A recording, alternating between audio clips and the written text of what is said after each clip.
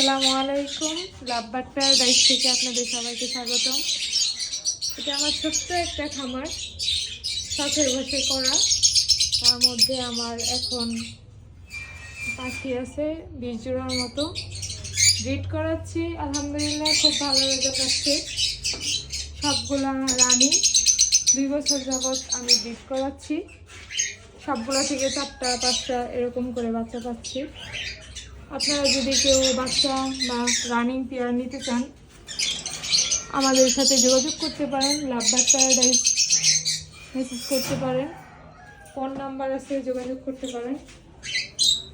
এই তো আলহামদুলিল্লাহ ভালো চলতেছে, ভালো পাচ্ছি।